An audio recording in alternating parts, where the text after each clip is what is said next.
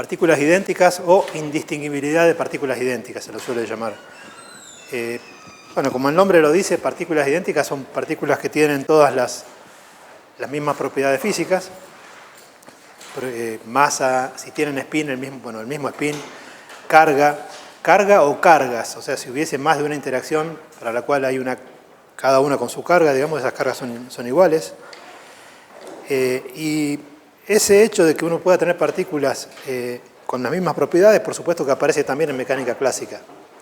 Entonces, miremos primero un poco qué significa partículas idénticas en mecánica clásica y qué consecuencias tiene. Empiezo por el caso de dos partículas, pero la generalización a más de dos, al menos en mecánica clásica, es bastante directa. Y corresponde a decir que uno tiene entonces una partícula que la llamo 1, y bueno, tendrá su posición y su impulso, su momento, y otra que llamo 2.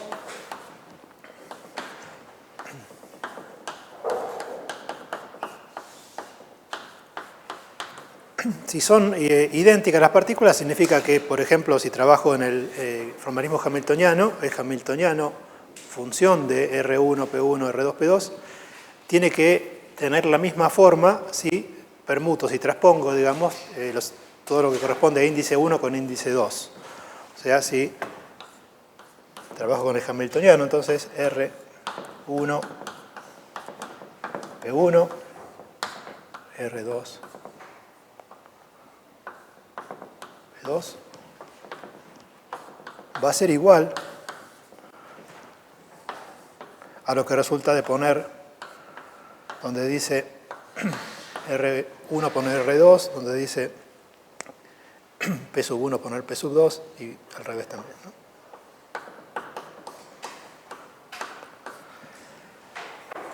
O sea, es una simetría de las que se llaman discretas. No la puedo hacer continuamente convertir 1 en 2, sino que los transpongo. ¿Qué pasa si tuviese n partículas? Y sería permutar los índices. Tendría en principio n factorial transformaciones distintas y el hamiltoniano debería quedar igual ante esas transformaciones. Tiene consecuencias clásicamente, o sea, cualquier simetría discreta tiene cierta consecuencia en mecánica clásica. Lo que pasa es que, claro, no da lugar a una magnitud conservada. Recuerden que el teorema de Noether a uno le decía que si tenía una magnitud conservada, que correspondía a una simetría continua, le decía incluso cómo construir esa magnitud conservada. Ahora acá continuidad no hay saltos, digamos, o transformaciones discretas. Pero la consecuencia que uno sí puede afirmar que tiene es, si uno parte de una solución, o sea, una trayectoria, solución de las ecuaciones de movimiento con una cierta condición inicial, y tiene la simetría, entonces puede afirmar que va a haber que la transformación de simetría mapea soluciones en soluciones. Uno va a tener otra solución también igualmente aceptable del problema, que corresponde a cambiar en la solución, digamos R1 por R2, P sub 1 por P sub 2 y viceversa, y por supuesto cambiando también las condiciones iniciales. O sea, se suele decir, la operación de simetría mapea soluciones en soluciones. No es tener una magnitud conservada, pero bueno, es algo, ¿no? O sea, a esto se lo suele llamar transposición, pero bueno, la operación esta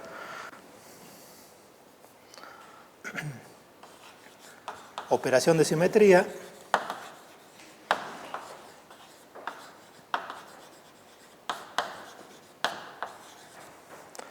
mapea soluciones en soluciones.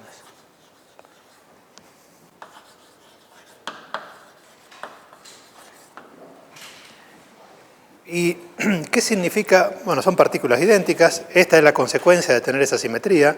Obviamente que uno puede tener muchas realizaciones de esa simetría. Uno puede tener que cada partícula tiene su propio hamiltoniano con término cinético, con algún potencial externo. Puede haber una interacción también, una interacción entre la partícula 1 y la 2, por ejemplo, con un potencial que dependa de la distancia. Digo eso para que al permutarlas no cambie, ¿no? Pero bueno, pueden aparecer términos incluso con los dos momentos, o sea, no hay restricción más allá de que sea invariante, digamos, ante esa permutación. Ahora, consecuencias más que esto, digamos, uno no tiene, y son idénticas las partículas. Ahora, ¿qué pasa con lo que uno suele llamar indistinguibilidad? Que han escuchado que es una propiedad, una cosa que aparece en mecánica cuántica. Bueno, en mecánica clásica uno, en cierta medida, puede distinguirlas.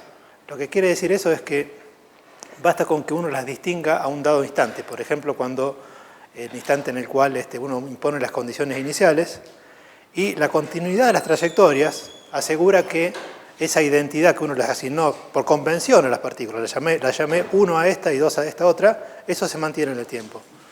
Lo que me asegura eso es la existencia de trayectorias. Le puse es como tener dos gemelos idénticos y les puse un nombre distinto a cada uno. No se van a mezclar, digamos, y, supongo, digamos, intercambiar uno con otro. La continuidad de la trayectoria y existencia de la trayectoria asegura que eso se mantenga en el tiempo. Claro, y eso mismo explica por qué en mecánica cuántica uno puede tener un problema. Uno no tiene trayectoria, uno la puede llamar 1 a una de las partículas y 2 a la otra, por ejemplo, pensando en que uno tiene paquetes de ondas que corresponden a dos partículas idénticas. Uno podría afirmar la que sale desde este cañón de partículas, a esta la llamo 1, a esta otra la llamo 2. Ahora, cuando los paquetes se mezclan, digamos, ya no tienen uno no puede seguir la trayectoria, y cuando emerjan va a ser complicado decir cuál es la 1 y cuál es la 2. Por ejemplo, va a ser complicado pensar en si uno tiene una situación en la que incide una partícula 1, una partícula 2 e interactúan, van a estar descritas por paquetes de ondas, digamos, y las partículas emergen, y bueno, uno no puede afirmar en principio que acá lo que sale proviene de la partícula 1 o de la partícula 2, digamos. No está claro cuál de las dos. Uno podría pensar en, no sé, que pasó algo, digamos, que hizo que esta partícula se deflectara así, o que esta viniera por acá, y lo mismo para esta otra, ¿no? Podría ser que provino de esta, o que hubo una deflexión en este sentido. Y el hecho de que en el medio no tenga, de hecho, sabemos que todo esto se va a describir por funciones de onda, va a tener una combinación lineal de funciones de onda. No está claro cómo decir que uno mantiene la identidad de las partículas luego de que ellas interactúen, ¿no?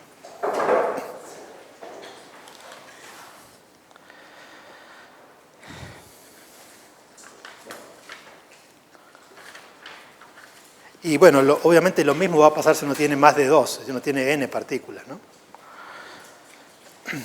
Bueno, entonces, miremos qué pasa en mecánica cuántica. Empezando por el caso más sencillo, que es el de 2. O sea, nuevamente pienso en tener dos partículas. Pueden tener spin, bueno, obviamente posición, momento. Para abreviar y para no hacer tan engorrosa la notación, digo que es hamiltoniano. El operador hamiltoniano para las dos partículas lo escribo como función de dos cosas que llamo psi1, psi2, donde cada uno de estos involucra todas las componentes de la posición, todas las componentes del operador posición, operador momento, spin si lo tuviera, ¿no? Cuando uno habla de spin, habla del operador de spin, de cada una de ellas. O sea, esta es una notación abreviada, entonces, para tener acá, para denotar coordenada, momento, operador de spin.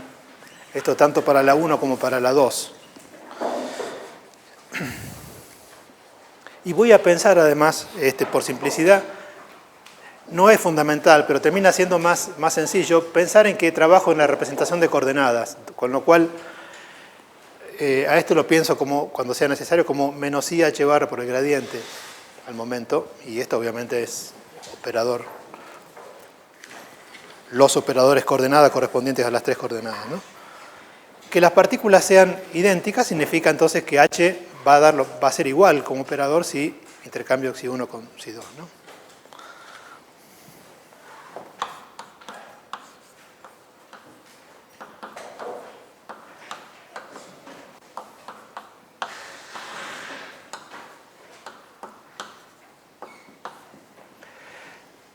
Por ejemplo, bueno, pongamos ahora, no sé, ejemplos de tales hamiltonianos.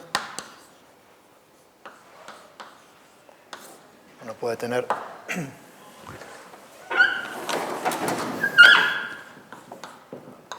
un ejemplo que sea un hamiltoniano de la forma P1 cuadrado sobre 2m más P sub 2 cuadrado sobre 2m, obviamente la misma masa, más acá un potencial externo.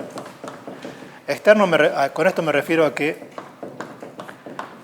no está dado por la influencia de una partícula sobre la otra, sino que están ambas en un, digamos, están por ejemplo en dos electrones en presencia de un potencial coulombiano.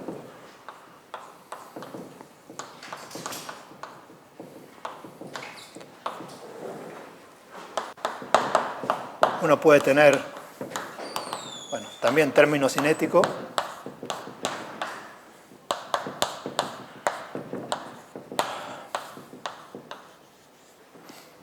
Más un cierto potencial de interacción que dependa de la distancia. Bueno, esto puede ocurrir incluso, uno puede tener hamiltonianos de este estilo, aun cuando las partículas tengan su spin. O sea, puede ser que tengan spin y no aparezca en el hamiltoniano, o sea que la interacción no depende del spin. O puede pasar que uno tenga, además de todo esto, una interacción que depende del spin. Por ejemplo, tiene que ser escalar, el producto escalar del spin de una con el spin de otra. Eso también es invariante de permutación, ¿no? O sea, uno podría tener... Escribo la parte esta que depende del spin, que también es invariante.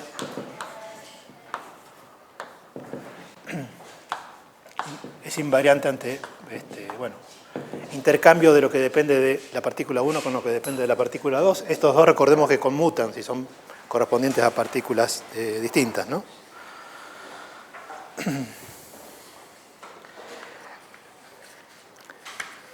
Entonces, ¿qué debería hacer uno si quisiera ver las consecuencias de una simetría? Esto es una simetría en mecánica clásica, a nivel cuántico. Y bueno, operadores, cuando vemos simetrías, dijimos, ¿qué pasaba?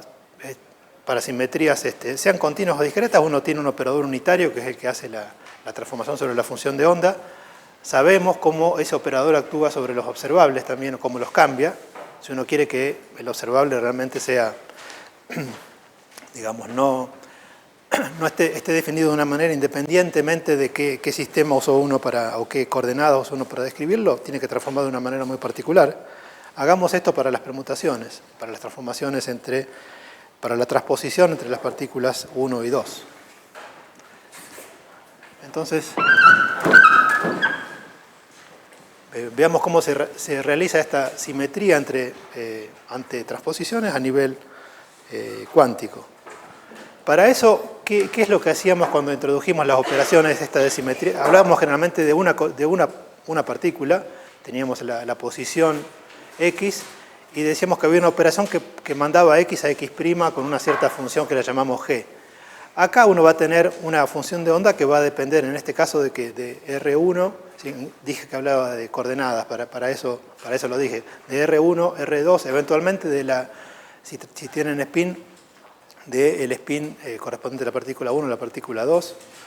Si trabajo en autoestados de spin correspondientes al SZ, será, digamos, bueno, uno puede tener las dos polarizaciones distintas y corresponde a poner dos números. Esa va a ser la función de onda, y el operador lo que hace es permutar esas dos, bueno, para la partícula 1, evaluarla, digamos, en son autovalores, las que me definen el conjunto completo de observables compatibles, la de la 1 con la 2. Entonces, veamos el operador que realiza el intercambio.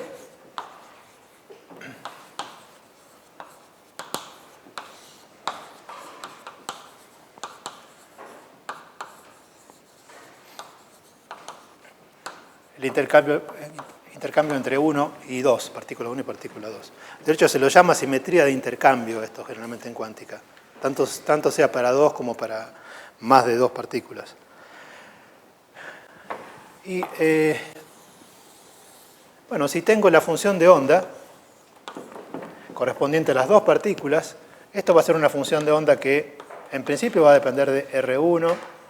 Acá va a estar la componente 1 del spin, que, bueno, eso uno lo denota con, no sé, la componente Z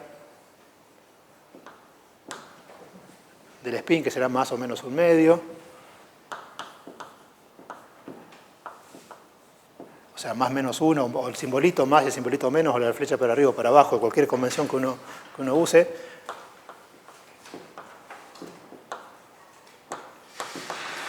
A esto entonces, por simplicidad, así como aquí hablaba, como para el hamiltoniano hablaba de xi1 y xi2, acá pongo x1 y x2 para simbolizar todo. O sea, todo lo que corresponde a la partícula 1 y todo lo que corresponde a la partícula 2. En notación nada más. ¿Qué hacíamos para definir el operador correspondiente a una simetría? Decíamos que la función, el operador actuando sobre la función, ante una operación de simetría, era la función evaluada en el inverso del operador actuando sobre las coordenadas. En este caso, obviamente, intercambiar 1 con 2 es su propio inverso la operación. O sea, hacerlo 2 veces me da la identidad, por lo tanto, el operador es su propio inverso. O sea que el operador P, que realiza el intercambio, actuando sobre la función,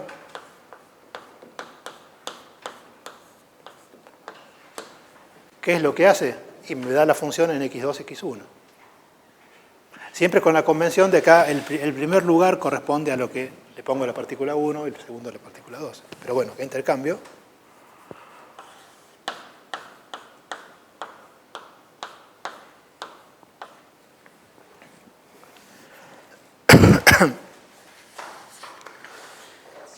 ¿Y qué pasa? ¿Qué hace? ¿Qué haría? Fíjense que esto primero lo puedo definir para cualquier... O sea, no hace falta que haya simetría. Así como cuando uno introduce operaciones de simetría, no es necesario que el sistema tenga la simetría. O sea, se manifieste para poder definir la operación. Si el sistema además tiene la simetría, pasará que este operador conmuta con el hamiltoniano. Pero la puedo definir aún cuando no existe la simetría. Si necesito algo, necesito, por ejemplo, que...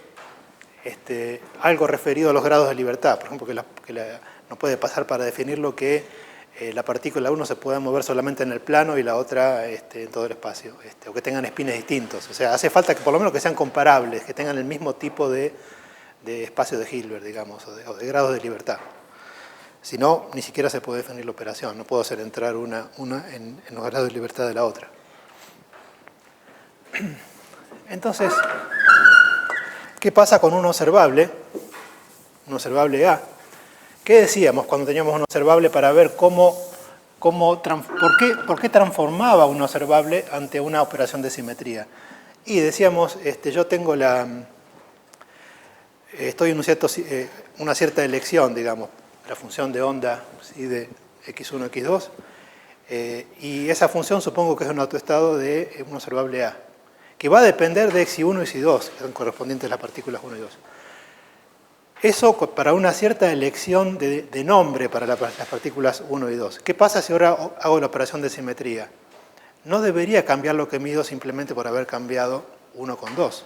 Ahora, si quiero que no cambie lo que medí, significa que el operador A cambia a otro que llamo A', que ¿cómo es? Y va a ser P por A por P a la menos 1. El mismo tipo de argumento vale por más que no sea una rotación. Si se quiere, en algún caso se parece a una rotación porque uno las intercambia, digamos, ¿no? Una especie de rotación discreta, si hubiese sido solamente coordenadas, pero bueno. Entonces, para un observable, los observables obviamente van a depender en general de lo mismo de lo cual dependía el hamiltoniano. Sabemos que ante la misma operación, entonces, A' va a ser igual al operador P por A por P daga. Ahora, P daga, el operador es, no lo voy a demostrar, pero se dan cuenta de que es autoadjunto. O sea, ¿por qué es eso? Bueno, si uno define el producto escalar como una integral sobre D3R1, D3R2, la función, la conjugada, cambiar 1 con 2 es simplemente un cambio que no me genera ningún tipo de jacobiano y me deja igual el producto escalar. O sea, no hay ninguna... o sea,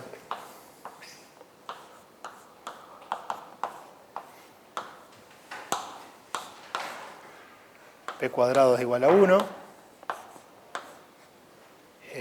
Bueno, además es unitario.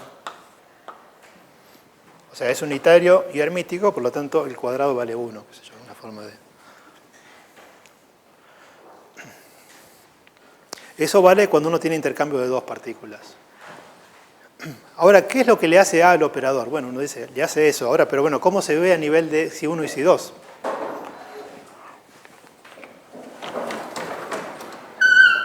Bueno, uno puede ver más explícitamente, para eso hablé de la representación de coordenadas, uno puede ver un poquito más explícitamente qué es lo que es A', cómo se relaciona con A, viendo cómo, escribiendo la... suponiendo que uno actúa con A' sobre una función psi de x1, x2. O sea, si uno escribe A',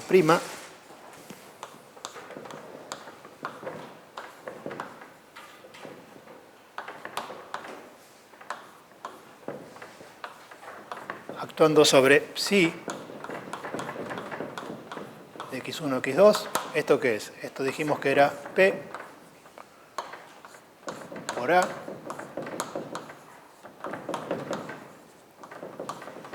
por, este va a ser P actuando sobre esto, eso es lo mismo que poner acá psi de x2, x1.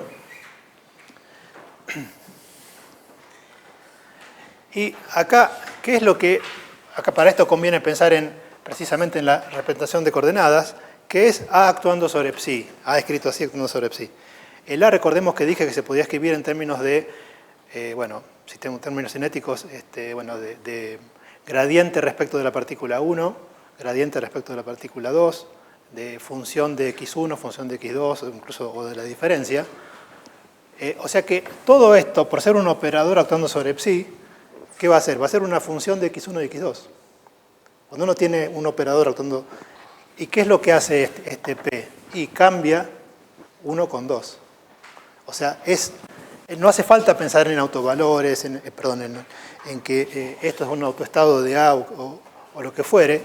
Lo que hace esto es permutar 1 con 2. O sea, por ejemplo, si uno tiene gradiente respecto de 1, actuando sobre esta función, voy a tener que permutar y poner gradiente respecto de 2. O sea que esto va a ser A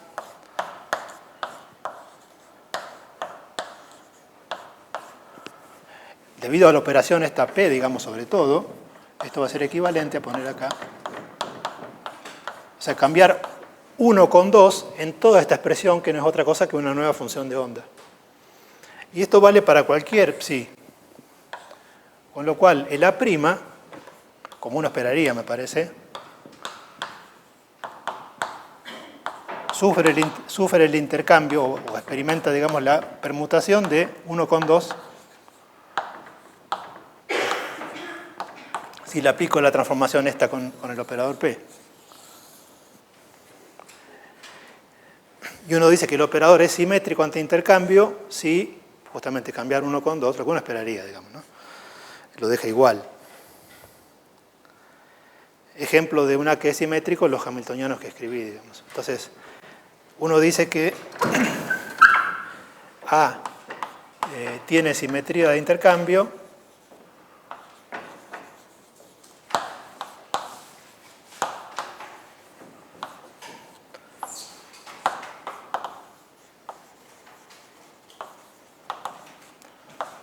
si A' es igual a A, o lo que es lo mismo A de Si1, Si2 es igual a A de xi 2 y 1. O lo que es lo mismo, por la expresión que tiene A'. A' es esto. Si digo que eso es igual a A,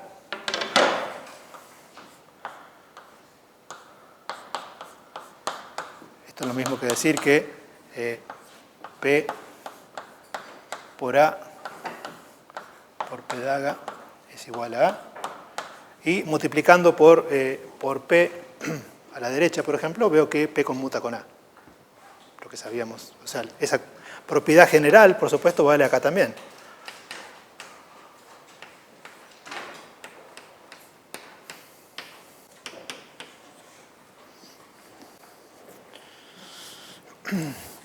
Ejemplos, lo que dije del hamiltoniano y demás, los hamiltonianos que escribí, o sea, P se conserva si uno definiese una... por supuesto, ¿cuáles son los posibles autoestados de A?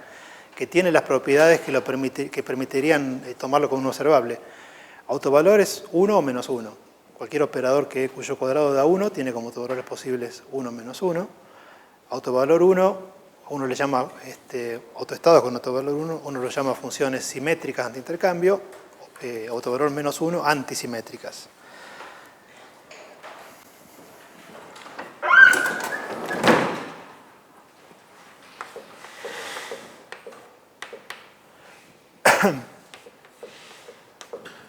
Entonces, puedo tener autovalor más 1.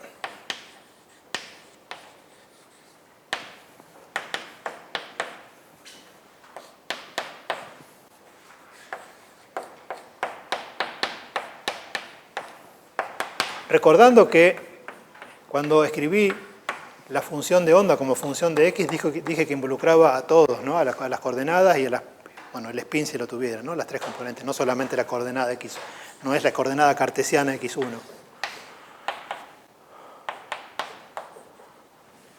Perdón, más.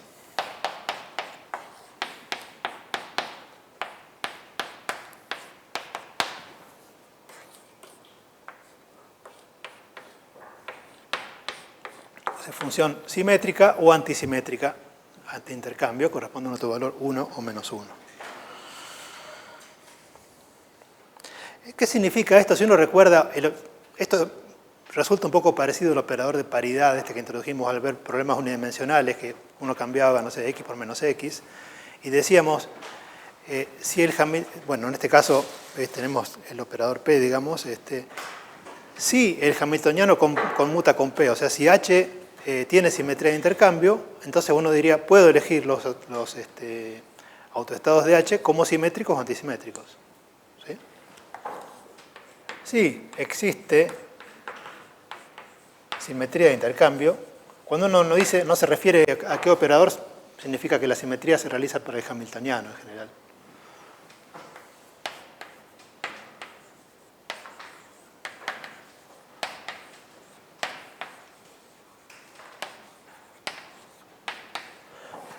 Se pueden elegir los autoestados de H, vamos a ponerlo así.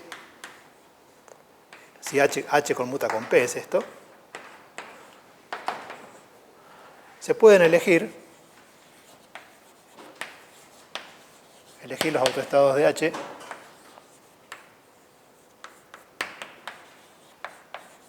como simétricos o antisimétricos. O sea, más 1 o menos 1 como autovalor.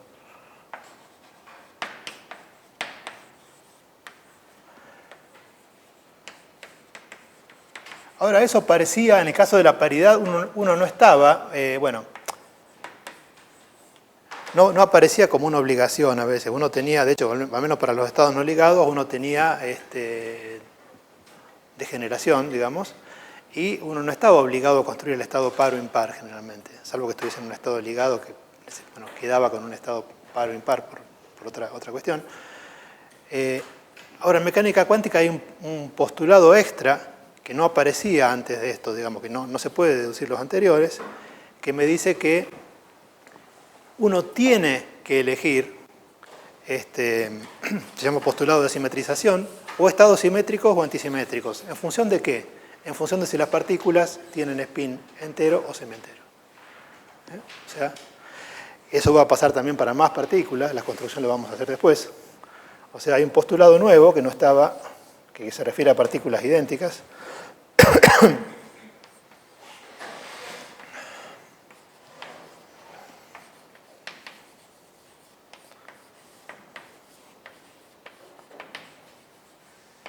Simetrización, incluyendo por eso antisimetrización, o sea que uno tiene que elegir, o sea, los estados, es una restricción sobre el espacio de estados, a veces se lo presenta como si fuera una restricción sobre los autoestados de H, es el espacio de estados en general, el espacio de estados correspondiente a las partículas, el espacio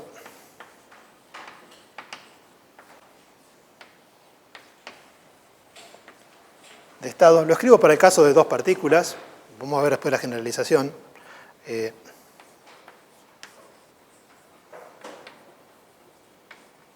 Partículas idénticas. Con esto quiero decir que existe la simetría de intercambio si son idénticas las partículas. Corresponde entonces a funciones simétricas. Esto va a corresponder a partículas que tengan spin entero,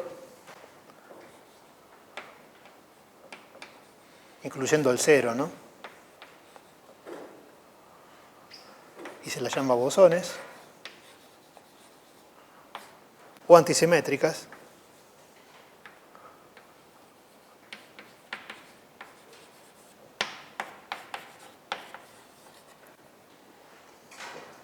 Y eso va a corresponder a ese semi-entero, empezando por un medio, y son los que se conoce como fermiones.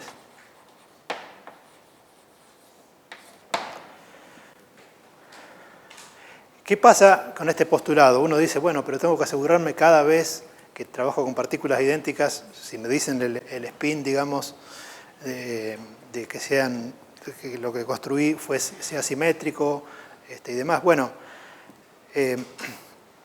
basta con hacerlo, si uno piensa en una evolución temporal, basta con hacerlo para un tiempo. El hecho de que es hamiltoniano tenga la simetría de intercambio me asegura que eso no se va a destruir, o sea, no va a cambiar con el tiempo. O sea, no voy a generarme una función antisimétrica partiendo de una simétrica con un hamiltoniano de partículas idénticas. ¿Sí? Lo que voy a medir para el P va a ser lo mismo. Tampoco lo voy a arruinar si mido el sistema. O sea, si uno hace una medición sobre el sistema y el observable conmuta con P, tampoco voy a salir del espacio, del subespacio de todas las posibles funciones, si me quedé solamente con las simétricas o con las antisimétricas. ¿Por qué esta elección de spin entero corresponde a bosones semi-enteros fermiones? Bueno, no es una cosa que se pueda deducir de lo anterior, sino que, como comenté en algún momento, depende de mezclar relatividad con mecánica cuántica y otro tipo de restricciones, digamos, que tiene que ver con el tipo de interacciones que uno permite, si esas interacciones son locales, o sea, si involucran fuerzas, interacciones que tienen un cierto, que actúan localmente, digamos, que no hay propagación instantánea de un punto a otro, sino que hay una velocidad finita para la propagación. Vamos a ver algún ejemplo. Ahora, acá aparece un problema, o se empieza a manifestar un posible problema que uno tendría si no existiese el postulado de simetrización. Puede parecer, a veces uno dice, uy, tengo otra restricción más, ¿qué problema? Tengo que tener en cuenta más ingredientes. Es al revés, en realidad. ¿Por qué? Porque uno tendría una degeneración, digamos, uno tiene supongamos que uno tiene los dos posibles estados correspondientes a un hamiltoniano, uno construyó una función de onda producto para dos partículas idénticas. Y uno diría, bueno, tengo degeneración 2 porque puedo intercambiarlas y tienen la misma energía, por ejemplo. ¿Cómo haría uno para construir un conjunto completo de observables compatibles en ese caso, si tiene las dos partículas idénticas Y uno diría, ah, agrego el P. Claro, pero si son idénticas no debería haber un observable asociado a eso, digamos. ¿Y qué pasaría si uno tuviese n partículas, con n factorial? En ese caso, vamos a verlo en la clase que viene, el operador que realiza la permutación no tiene por qué ser un observable. Uno tiene permutaciones, ahí no pasa en general, salvo casos particulares, que una permutación al cuadrado me dé la identidad, por ejemplo. Van a ser operadores unitarios. En este caso es unitario y además hermítico, por eso es un observable. Pero si es unitario, no necesariamente me da un operador hermítico. Y entonces uno va a tener una degeneración en general inmensa cuando uno tiene muchas partículas. ¿Y cuál es el conjunto completo de observables compatibles que me sirve para medir y decir el estado, para preparar un estado habiendo medido un conjunto completo y asignarle números cuánticos? No lo tengo, si tengo muchas partículas. El postulado de simetrización me dice de todo ese espacio posible, me va a decir, digamos, para las n, quédese con un subespacio de dimensión 1, con lo cual desaparece lo que se llama degeneración de intercambio. Se me va a decir de ese subespacio quédese con, básicamente la generalización de esto, para n partículas quédese con las funciones de onda que son completamente simétricas o completamente antisimétricas ante cualquier transposición de dos de las partículas. Recuerden que una permutación general se puede construir transponiendo de a pares, o sea que se refiere a...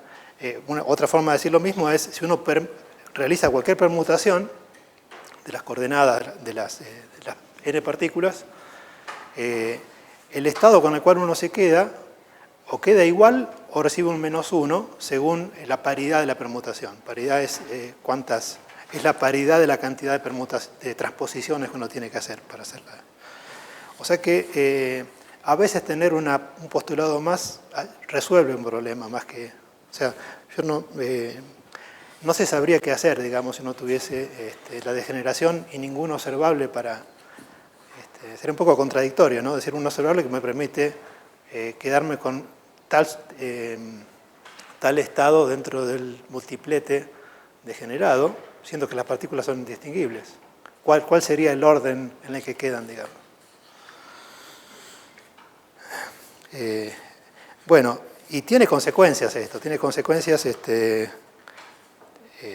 concretas, el postulado no solo en, digamos, restricción formal de decir me quedo con tales funciones y demás, sino cuando uno mira el espectro de un hamiltoniano, cuando uno mira la estadística, como ustedes saben, y bueno, vamos a ver algún ejemplo, ya con dos partículas se puede entrever el tipo de situación o de cambio que produce el tener el postulado de simetrización. Incluso cuando las partículas no interactúan, ya se ven diferencias. ¿Sí? Vamos a ver cuando no tienen un potencial de interacción. Veamos entonces algún ejemplo, siempre con dos partículas, por ahora. Entonces miremos un ejemplo.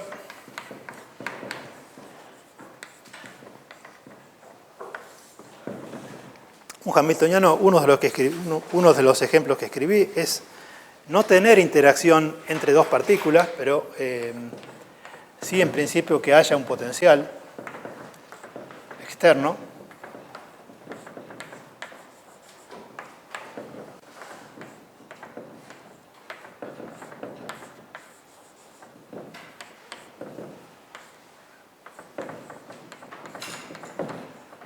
Que va a tener que ser el mismo para ambas, ¿sí? Quiero que exista la simetría de intercambio. Bueno, obviamente es simétrico.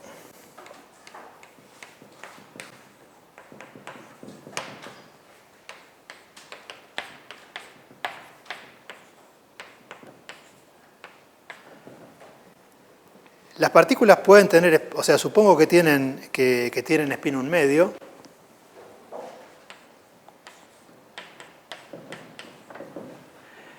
El spin, por la forma de hamiltoniano que puse, ni aparece en el hamiltoniano. Por lo tanto, puedo elegir, obviamente conmuta h con todas las componentes del spin, y puedo elegir entonces a los autoestados como autoestados del SZ, digamos.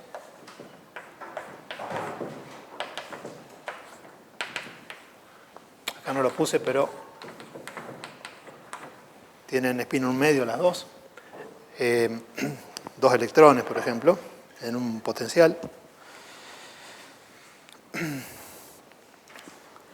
¿Y cómo aplicaría uno? O sea, supongo que conozco los... que quiero construirme el espacio de estados. ¿Cómo aplicaría uno el postulado de simetrización? ¿Qué es lo que le hace el operador SP a las funciones de onda? Bueno, uno lo que se da cuenta inmediatamente cuando tiene spin, parece una cosa muy inmediata, pero cuando uno aplica el P a funciones de este estilo, digamos, uno puede, fíjese que transponer es transponer todo, o sea, lo que corresponde a el grado de libertad de spin y lo que corresponde a coordenadas. Uno puede pensar al P como operación, como producto, en el sentido de composición de operaciones, como el P correspondiente a las coordenadas, a R1 y R2, por el P correspondiente al spin. O sea, se puede escribir como producto de dos cosas.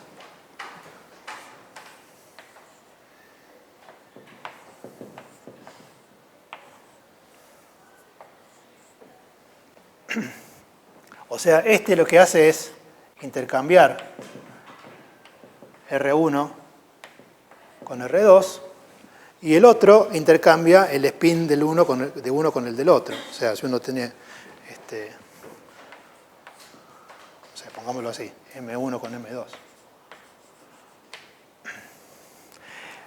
Por lo tanto, si uno quiere construir un autoestado de P que tenga autovalor -1, por ejemplo, uno puede construirse una cosa que sea antisimétrica respecto de spin y simétrica respecto de R, o al revés.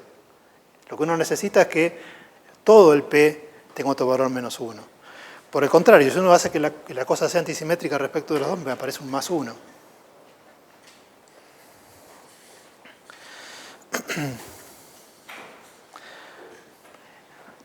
Si uno se construye entonces funciones, autoestados,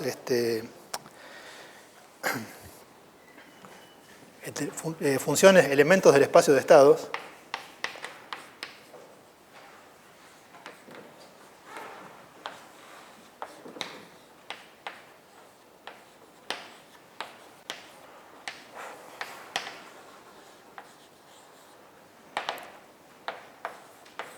uno va a tener cosas de este estilo. O sea, las escribo obviamente como un producto de una parte dependiente de las coordenadas por otra parte correspondiente al spin, y a esto lo escribo como G de M1, M2, la parte de spin. Esto es una forma de escribir las posibles, los kets, estos que corresponden a más, menos, menos más, menos menos. El postulado de simetrización me dice que de estas me quedé con las que satisfacen por tener spin 1 medio.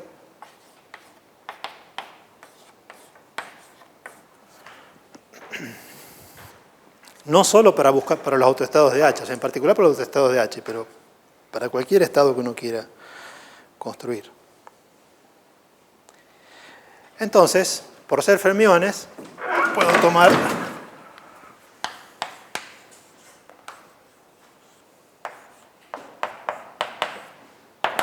tomar esta simétrica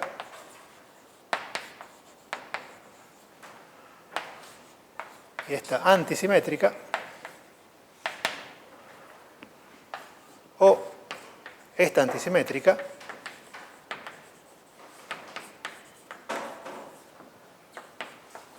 y esta simétrica. Ahora, para la parte de spin, ¿qué significa tomar una combinación simétrica o antisimétrica del estado correspondiente a el producto, digamos, el espacio de Hilbert producto de autoestados de spin correspondiente a dos partículas? Y sabemos que van a corresponder, por lo que sabemos del momento angular, de suma de momentos angulares, los estados que son simétricos ante intercambio de 1 con 2 son los que corresponden a spin total igual a 1, y el único estado antisimétrico corresponde a spin 0. O sea, para la parte de spin, antisimétrico, ¿cuál es? Corresponde a tener, siempre combinando, vamos a escribir acá, para G tenemos el espacio cuya base era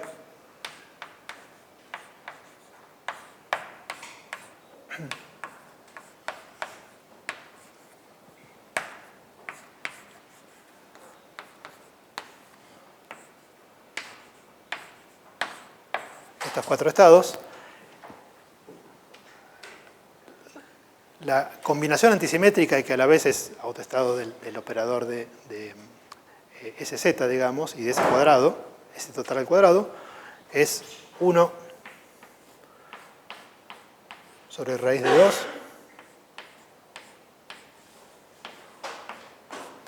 por este estado menos el estado que precisamente tiene intercambiados los autovalores del M correspondiente al spin entre la partícula 1 y la partícula 2, ¿sí? Con la convención de que 1 y 2 están en este orden, ¿no? Y esto corresponde a spin total igual a 0, el estado singlete,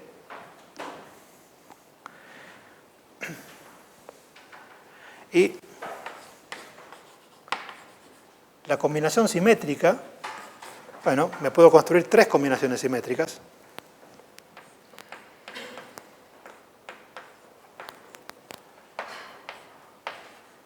Este 1 sobre raíz de 2 es para la normalización.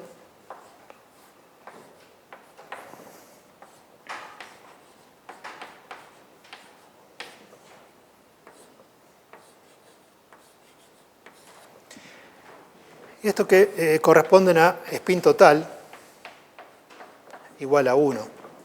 O sea, tengo 3 posibles combinaciones simétricas que difieren en la componente Z, en este caso, ¿no? Tengo la componente Z igual acá, o sea, es un spin total igual a 1, tengo, bueno, más H barra, 0, menos H barra, ¿no? O sea que, dependiendo entonces de qué elegí como para caracterizar los posibles estados de H, digamos, si elegí poner una combinación de spin, de la parte de spin que sea antisimétrica, o simétrica, voy a tener que elegir la parte espacial diferentemente. Ahora, ¿qué consecuencia tiene eso? Y bueno, uno lo ve, por ejemplo, si mira el fundamental, si quiere construir el fundamental y en función de qué lo construyo. Bueno, tengo que elegir una combinación simétrica o antisimétrica de funciones de R1 y R2. ¿Cómo se construyen esas para un hamiltoniano como el que escribí al principio? Y bueno, van a ser, la puedo construir para el H, por separación de variables, como productos de autoestados de hamiltoniano, función de una coordenada, por autofunción del hamiltoniano de una partícula, digamos, en función, dependiendo de las coordenadas de la otra. Entonces, si las autofunciones de un hamiltoniano individual, digamos, que corresponde a la partícula 1, tienen... bueno, uno tiene un fundamental para ese hamiltoniano y quiere elegirse la energía más baja posible para el hamiltoniano total, uno diría, bueno, tomo el fundamental de cada uno de los hamiltonianos de las dos partículas y multiplico esas dos funciones. Eso es simétrico, por lo tanto, tengo que acompañarla de un spin total igual a de un G correspondiente a spin 0. O sea, si quiero construir el fundamental de este hamiltoniano total, eligiendo el fundamental del H de H1, llamémosle, por la función de onda correspondiente va a ser la misma función de onda, pero evaluada en coordenadas R2. Esa combinación, ese producto es simétrico, por construcción, si la función es la misma, por lo tanto, tengo spin 0.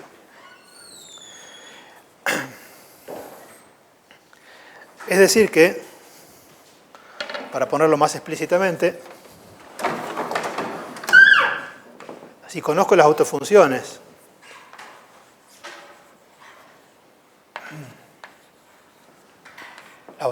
correspondientes a, P cuadrado sobre 2M más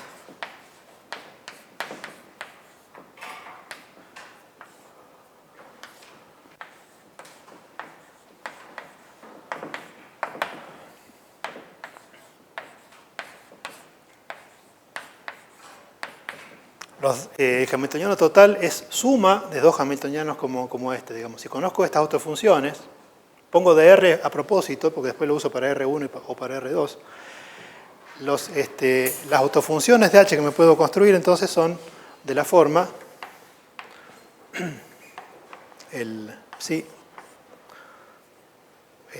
las autofunciones simétricas, entonces, perdón, correspondientes a, son todas antisimétricas, pero las correspondientes a combinación simétrica de funciones de esta, va a ser de la forma 1 sobre raíz de 2, un cierto phi sub n1 de R1, phi sub n2 de R2, más phi sub n1 de R2, phi sub n2 de R1, multiplicado por la combinación antisimétrica en la parte de spin,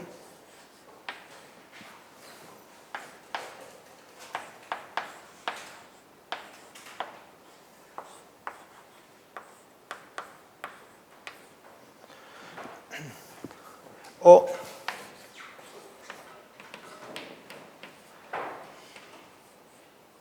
este 1 sobre raíz de 2 es para garantizar la normalización. Esto obviamente está normalizado. Cuando uno toma la norma de toda la función de onda, si está normalizada por separado la parte de spin y la parte espacial, me queda normalizada la función total. Y para eso necesito este 1 sobre raíz de 2 acá.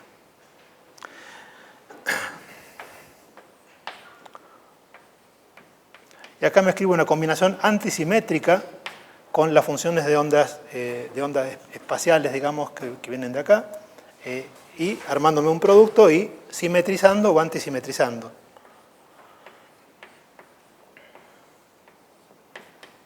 O sea, acá va un menos.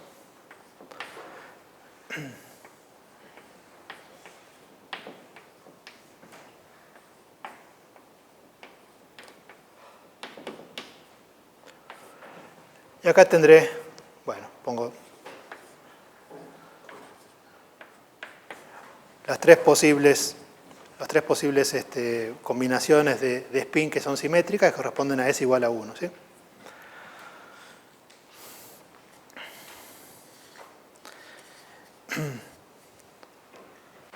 Por lo tanto, si uno piensa, por ejemplo, en tener un espectro discreto, tener diferentes niveles, no sé, un oscilador armónico tridimensional, por ejemplo, y uno quiere decir, bueno, ¿qué propiedades va a tener el fundamental de un sistema de dos fermiones, así como en este caso spin 1 medio? Y bueno, si uno mira y recuerda que las energías en ese caso son las sumas de las energías de las dos partículas, uno va a poder decir, bueno, tienen spin total igual a 0. O sea, la combinación con menor energía posible es poner a las dos en el fundamental. Eso me queda simétrico en la parte espacial, porque pongo las dos con la misma función. En un caso particular es tomar las dos iguales, digamos. Ahí no hay que simetrizar, es una función por sí misma. Va a tener la energía mínima, porque es la suma de las dos energías fundamental, y va a tener spin total igual a 0. ¿Qué pasa en el caso de, digamos, si quisiese decir, bueno, ¿por qué no puede ser spin total igual a 1? Bueno, spin total igual a 1 es simétrica la parte de spin, esta es antisimétrica, y si quiero construirme una función antisimétrica, necesito al menos poner un estado por encima del fundamental. Puedo poner el fundamental para una de las dos, pero no para las dos. Entonces, la energía va a ser la de fundamental más la del primer nivel, por ejemplo. O sea que aparece como una interrelación un poco inesperada entre el spin y la energía. Uno diría, ¿por qué si el spin conmuta con H? Las partículas son idénticas, ¿por qué se ve en la energía el spin? Bueno, y eso se ve más todavía en un ejemplo que vamos a ver después, que es cuando uno agrega una interacción entre las dos partículas, que no dependa del spin, pero tiene la consecuencia de que se puede interpretar como si hubiese un acoplamiento entre spines. Pero que es debido simplemente al intercambio, ¿no? A la simetría de intercambio.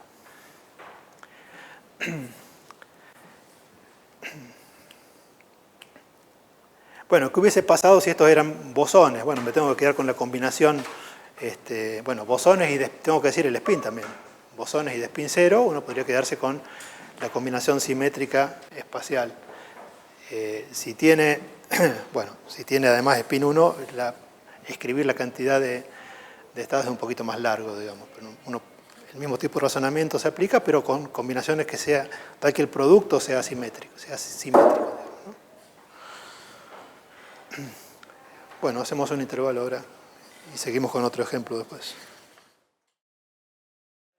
Entonces, seguimos un poco con el sistema de dos partículas, dos fermiones. Habíamos hablado de tener dos hamiltonianos iguales, uno para cada una de las partículas, y el spin es un medio. Eso aparece, por ejemplo, esa situación aparece si uno quiere poner dos electrones en un potencial correspondiente a un átomo de hidrógeno, por ejemplo, si ignora la interacción. O sea, si uno quiere armarse un potencial tipo hidrógeno, pero correspondiente, por ejemplo, al helio, uno agrega dos electrones. Bueno, uno sabe que puede ponerlos a los dos podría ponerlos en el fundamental si pone los spines en la combinación que me da spin total igual a 0, lo pongo en el mismo estado. Ahora, por supuesto, en general uno, dependiendo de cuál sea el estado, de cuál sea el potencial, va a tener, además, si son electrones, tienen carga, va a tener interacción. De hecho, recuerden que para el átomo de helio precisamente pusimos, con el método variacional, propusimos funciones de onda que se parecían a la del hidrógeno, pero con un z parámetro variacional, y uno encontraba una función, digamos, que minimizaba la energía para ese sistema de dos electrones, pero eso era proponiendo la misma función para ambos. O sea, en ese caso uno pondría también una combinación antisimétrica de spin. Ahora, ¿qué pasa si uno quiere tratar un problema similar a este, con dos electrones, y tiene además un potencial de interacción invariante ante intercambio, y quiere tratar ese potencial como una perturbación a el hamiltoniano, suma de dos hamiltonianos idénticos, tomado como libre? Entonces miremos un poco eso. O sea, el ejemplo de ahora en realidad es una extensión del anterior, es decir, que uno tiene un hamiltoniano, entonces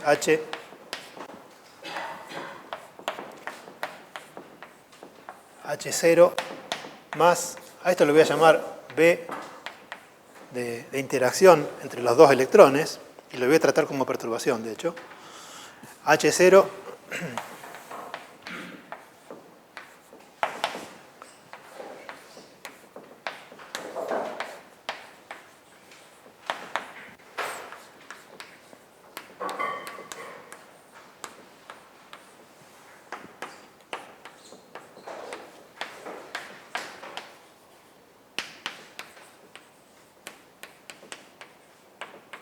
o sea, el anterior, y el B de interacción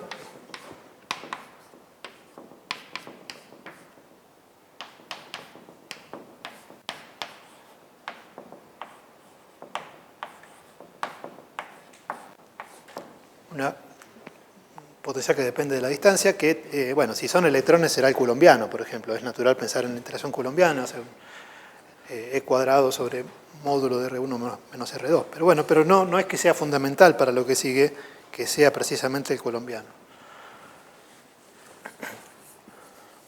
Entonces, ¿cómo haría uno si quisiera tener en cuenta esto como perturbación? Bueno, por más que uno tenga el postulado de simetrización, porque estoy suponiendo que sigo en el caso de spin un medio,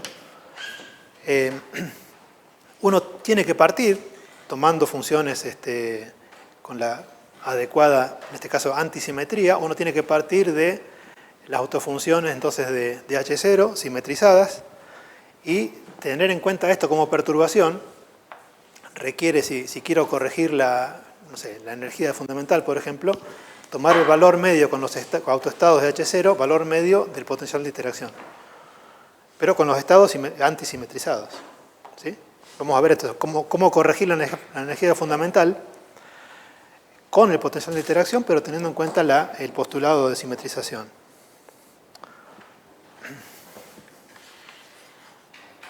La corrección a la energía, perdón, dije de fundamental, a las energías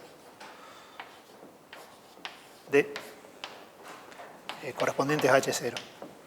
O sea, no tiene por qué ser el fundamental. Las autoenergías de H0. En particular puede ser para el fundamental, pero bueno. O sea, para el H0 voy a tener energías E sub 0, funciones de N1 y N2, que van a ser sumas de las energías de cada uno de, bueno, dependiendo de qué N1 y N2 use para los autoestados aquí, para las dos funciones, esas phi sub N1 y phi sub N2, tendré la suma, E sub N1 más E sub N2, ¿sí? Tanto si, independientemente de que sea simétrico o antisimmétrica, lo que me va a determinar la antisimetría de la parte espacial va a ser si pueden ser iguales o no el N1 y N2, pero siempre va a ser la suma de las dos, ¿no? Para la parte libre. Entonces,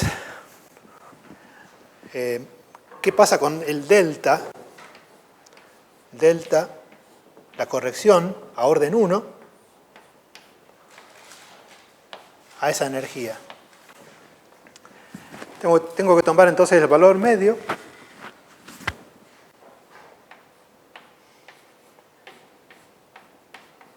del B de interacción con el correspondiente estado. Y ahí, cuando pongo el estado correspondiente, tengo que decir qué estado uso. O sea, esto es valor medio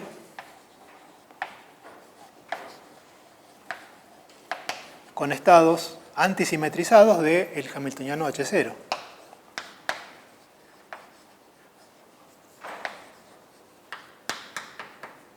Antisimetrizados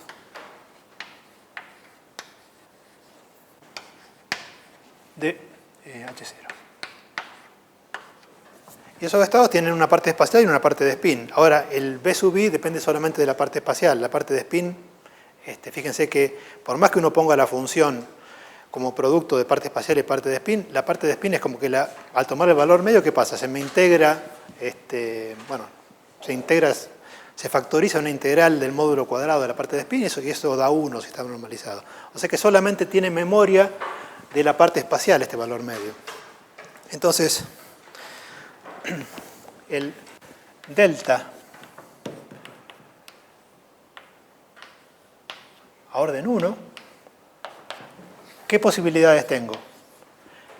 Bueno, el valor medio lo tendré que hacer con una función de onda correspondiente a la parte espacial que tiene que ser simétrica si el spin total es igual a 0 o antisimétrica si es igual a 1.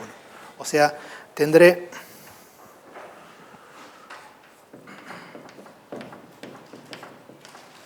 le pongo así, pongo un más para decir que la parte espacial es simétrica. Si estoy en el estado singlete, o menos, ¿sí? O sea, la corrección perturbativa va a depender, menos significa antisimétrica en la parte espacial. Va a depender si tengo spin total igual a 0 o igual a 1. ¿Cómo es entonces este valor medio más menos? Que obviamente va a depender de N1 y N2.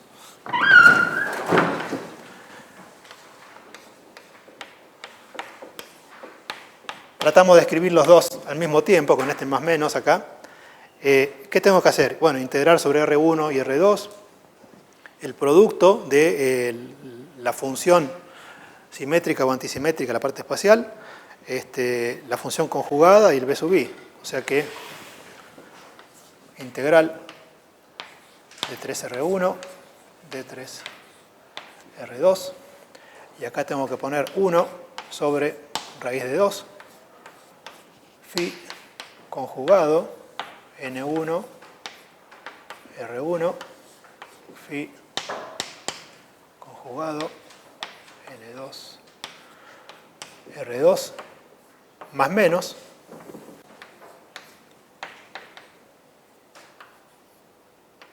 N1, R2, N2, R1. Acá tengo la función B sub I de módulo de R1 menos R2. Bueno, multiplicado por estas funciones acá, esta combinación, sin conjugar.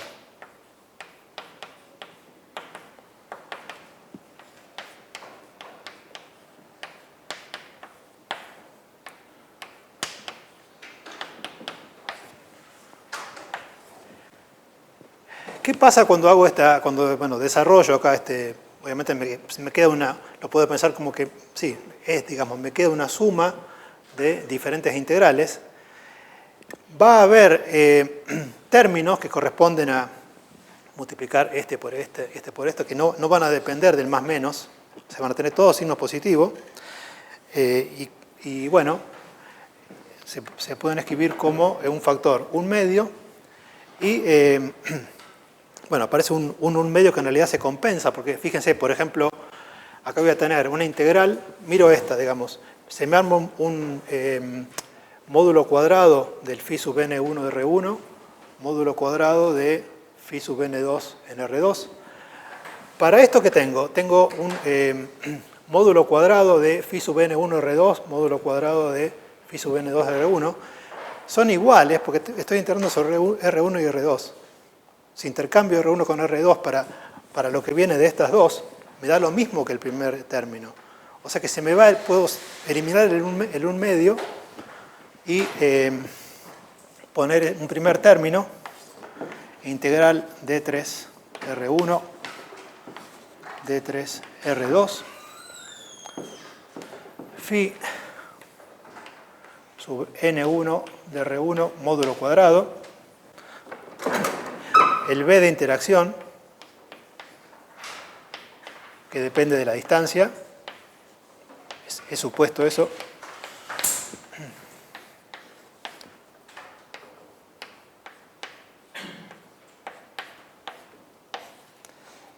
más menos, después tengo que sumar las contribuciones cruzadas.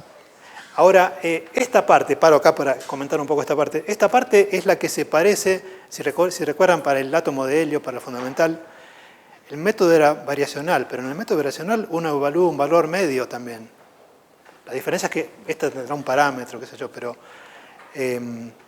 ¿a qué se parece esto, digamos? Bueno, se parece, si uno agregase acá el B sub I, lo pusiera como E cuadrado por 1 sobre R1 más R2, uno le puede atribuir, uno puede sacar una carga del electrón de este E cuadrado, ponérselo a cada uno de estos dos y pensar que módulo de phi cuadrado por E es como una densidad de carga. Y esto se parece a una interacción coulombiana entre un ρ y un ρ, digamos.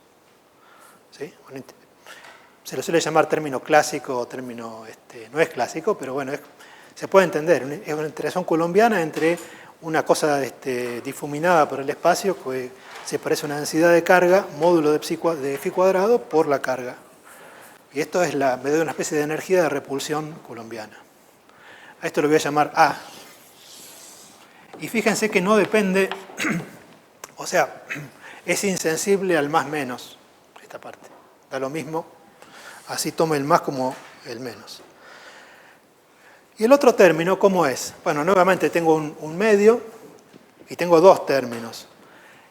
Voy a tener, mirando este término, phi conjugado N1 de R1, phi sin conjugar N1 de R2, multiplicado por phi conjugado N2 R2, phi N2 R1. El otro, se ve distinto, el cruzado al revés, pero fíjense que nuevamente estoy integrando sobre R1 y R2. Si cambio R1 por R2 en estos dos que van integrados, me da lo mismo que el anterior. Si bien no es igual al primer término, digamos, estas dos contribuciones cruzadas dan lo mismo una vez que uno integra y hace un cambio de variables R1 por R2, que lo puedo hacer porque B es simétrico. Además, el B sub I da lo mismo cuando uno cambia R1 por R2. O sea que acá me queda una integral de 3 R1, de 3 R2,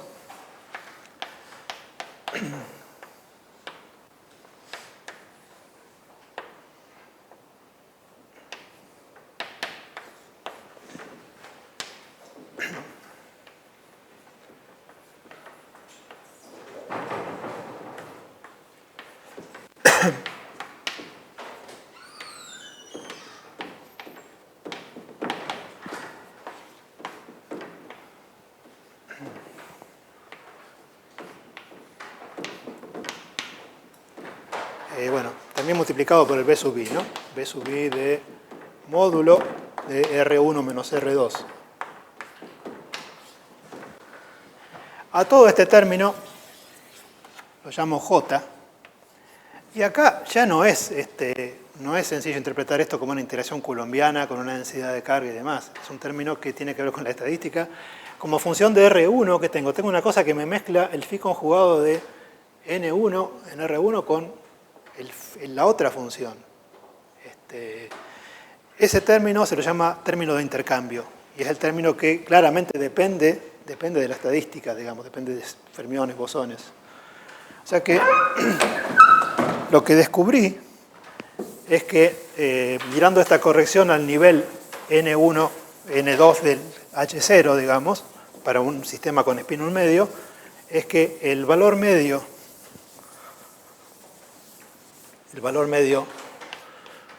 B sub I más menos tiene esta forma. Obviamente todo depende de N1 y N2. Esta forma A más menos J. Ahora, ¿de qué dependía tomar el más o tomar el menos? Eso lo dije al principio. Tomar el signo más correspondía a tomar spin total igual a 0, porque esa parte de spin quedaba antisimétrica, entonces podía tomar la simétrica, o sea, más. O si era spin igual a 1. Ahora, recuerden que vimos, la vez pasada vimos cómo escribir el producto escalar de S1 por S2 en términos del proyector sobre el espacio con spin total igual a 0 o spin total igual a 1. Acá lo que necesitamos es poder escribir un más menos, un más 1 menos 1 en términos de, es al revés, en términos de S1 por S2. Si quiero reemplazar esto por una interacción entre los dos espines.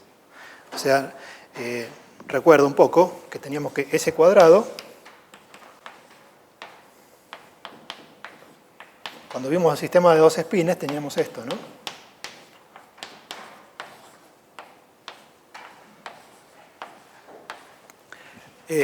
Obviamente estos cuadrados me dan siempre lo mismo, me dan h barra cuadrado por 3/4, o sea, actúan como algo proporcional a la identidad sobre el espacio de spin. Con lo cual, bueno, y es el único sensible a qué valor tengo para el spin total, si tengo 0 o si tengo 1, o sea, o si tengo, sí, para el S total. Por lo tanto, puedo reemplazar, mediante una adecuada combinación de la identidad y S1 escalar S2, puedo expresar este más menos en términos del producto escalar entre los dos espines. ¿Por qué? Porque fíjense que 1 menos S cuadrado sobre H barra cuadrado, ¿qué valores puede darme según cuando actúo sobre estados con momento angular de spin definido? Bueno, si el spin total es igual a 0, me da más 1, y si el spin total es igual a 1, recuerden que me quedaba h barra cuadrado por s más 1, o sea, me queda un 2, con lo cual me da menos 1. O sea que esto toma los valores más 1 menos 1. Por lo tanto, este más menos lo puedo expresar en términos de, pensando que uno a esta interacción la piensa como, a este resultado, piensa como que además debe evaluarlo en el espacio de spin, digamos, para determinar si tengo el más o el menos, como que si me faltase tomar el valor medio sobre la parte de spin. Entonces, dado que ese cuadrado se puede reemplazar también en términos de, bueno, constantes y S1 escalar S2, lo que puedo hacer es poner directamente el valor medio de B sub I, poner el delta E N1, N2 de orden 1 como A, esta constante que aparece siempre, por supuesto función de N1 y N2, no lo escribo para no complicar la escritura, y el más menos lo puedo poner como menos 1/2 menos 2 sobre h barra cuadrado S1 escalar S2.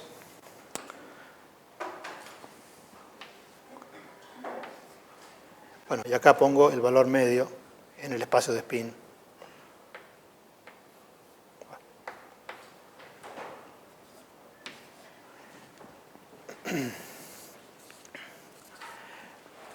Esto es un menos, perdón, falta un menos adelante.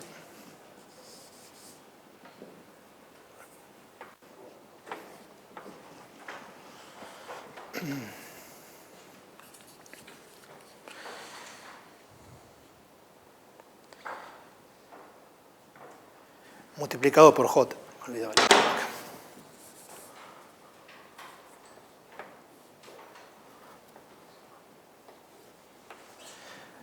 O sea que el resultado es como que la corrección a la energía fundamental involucra una parte espacial que le evalúo y me queda un resultado que va a depender de ese producto escalar, de qué valores tome el valor medio de ese producto escalar entre los dos espines. O sea, es como tener una interacción que acopla los momentos angulares intrínsecos de las partículas, si bien el problema original es todo escalar, digamos, ¿no?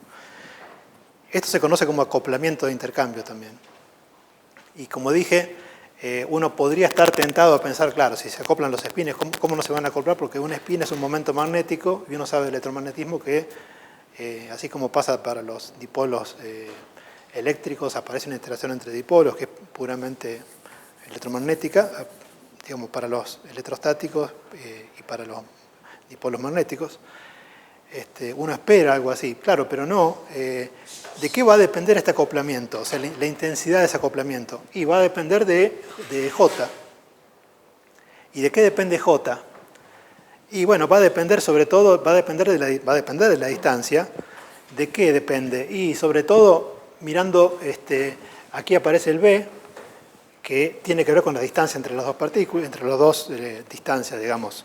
El centro que uno podría atribuirle, dada la función de onda, va a depender de lo que se llama overlap entre las funciones.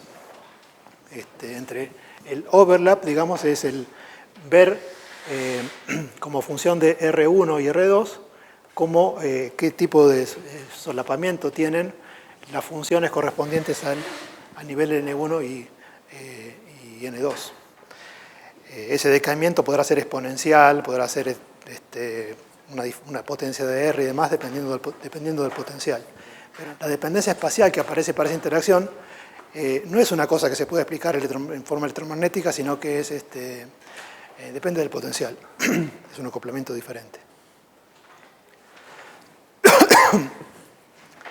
Bueno, esto se lo llama, decía, acoplamiento de intercambio.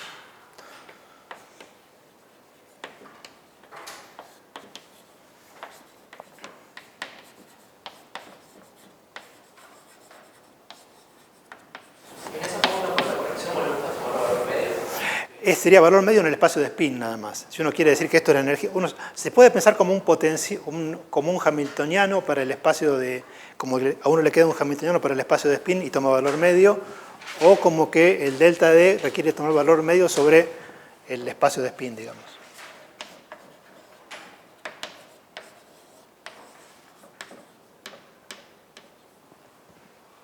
Es un espacio bidimensional y demás. Por ejemplo, ¿dónde podría aparecer esto y tendría sentido quedarse con un espacio que no va a ser solamente de dos espines? Uno puede pensar en tener partículas con spin, cada una sentada sobre un átomo, sobre un sistema, una cadena de iones, tiene los electrones ahí, y tiene además interacción. Ahora, fíjense que por estar sentados los iones en lugares fijos, los iones positivos, los correspondientes a cada átomo, esas integrales de esos overlaps que aparecen acá, el J, eso lo calculo una vez y ya me queda. O sea, me quedan esas funciones y son iguales los átomos. De hecho, por esto tengo que calcular solamente dos. ¿Por qué? Porque las que corresponden a un átomo y que está muy lejos, muy probablemente de una contribución muy, muy chica. Y esto me termina dando un acoplamiento entre el spin de un átomo y el del próximo, el siguiente y el anterior probablemente. Entonces uno le termina quedando una suma sobre todos los spines de los diferentes átomos, acoplando el spin de uno con el siguiente, con la misma constante. Esos modelos son importantes. Uno de los que hace eso o que representa esa interacción es el modelo de Heisenberg. Son modelos que, por más que tienen, si se quiere, un espacio de Hilbert de dimensión 2 en cada sitio, la solución de eso, por tener mezcla entre un sitio y otro, no es para nada trivial, digamos. O sea, no es que uno tiene un vector en cada punto, sino que tiene un operador en cada punto. Dependiendo de la dimensión del espacio, porque uno puede hacer esto en una red espacial en 3 dimensiones también, se podrá resolver o no por métodos más o menos sencillos. Pero bueno, esas cadenas de espines, de las cuales hay muchos modelos, con muchos modelos y muchos tipos de redes además, aunque a uno le parezca que no, se refieren sobre todo a la interacción electrónica, repulsión electrónica, ¿no? Pero aparecen los espines. Y además por aparecer los espines, uno dice, bueno, aparecen por una cuestión estadística. Claro, pero si por ahí el sistema me dice, aparece en función de la temperatura en un estado donde están todos los espines alineados en valor medio, ese sistema por ahí tiene magnetización. Y como consecuencia de la interacción coulombiana. O sea que se ligan la estadística y las propiedades magnéticas de un sistema, ¿no? Por varias vías. Bueno, paramos acá entonces.